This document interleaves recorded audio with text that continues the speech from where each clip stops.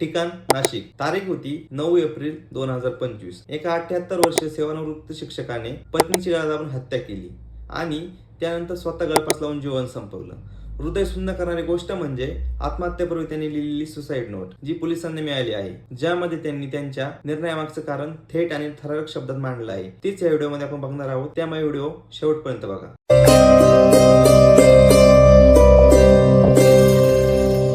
मुरलीधर जोशी वय 78 आणि लता जोशी वय 76, दोघेही सेवानिवृत्त शिक्षक. त्यांनी जळगाव जिल्ह्यातील उमरखेड्यामधील शाळांमध्ये आपली सेवा दिली आणि निवृत्तीनंतर नाशिकच्या जेल रोड परिसरात एकंदर अपार्टमेंटमध्ये राहायला आले. 60 वर्षापेक्षा अधिक काळ त्यांनी एकत्र संसार केला होता. मुलांना शिकून मोठं केलं. माध्यमात आलेल्या बातम्यानुसार त्यांचे दोन्ही मुलं संदीप आणि प्रसन्ना उच्च शिक्षित असून मुंबई आणि पनवेलमध्ये आपापल्या कुटुंबासोबत राहतात. 2017 पासून लता जोशी दीर्घ आजाराने त्रस्त होत्या. शेवटची 4 वर्ष त्या अथोनावळ खेळल्या होत्या. ब्रेन हॅमरेजमुळे कोमातही गेल्या होत्या.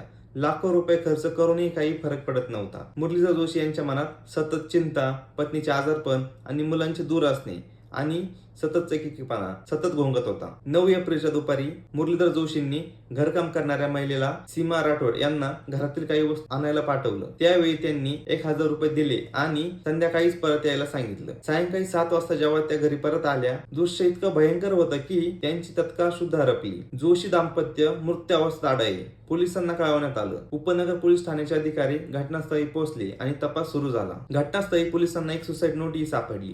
या चिठ्ठीत मुरलीधर जोशींनी लिहिलं होतं, माझी पत्नी लता खूप त्रासली आहे. या वेदनांपासून तिची कायमची सुटका करण्यासाठी मी तिला स्वर्गलोकी पाठवत आहे. आता तिच्याशिवाय जगणं शक्य नाही, म्हणून मी तिच्या सोबत जात आहे. तसंच त्यांनी घरकाम करणाऱ्या सीमासाठी 50,000 रुपये ठेवले होते. अंत्यसंस्कारासाठी पैसे बाजूला काढले होते. पत्नीला नवी साडी, मंगळसूत्र, जोडे घालून अंत्यसंस्कार करावेत अशी विनंती त्यांनी केली होती. या चिठ्ठीने समाजाच्या आत्म्यावर गुदमरून टाकणारा दणका दिला आहे. मुरलीधर जोशी हे दुर्गादेवी ज्येष्ठ नागरिक संघाचे सक्रिय सदस्यही होते. सामाजिक कार्यात रस, मंदिरासाठी देणग्या 2 दिवसापूर्वीच त्यांनी पावती घेतलेली.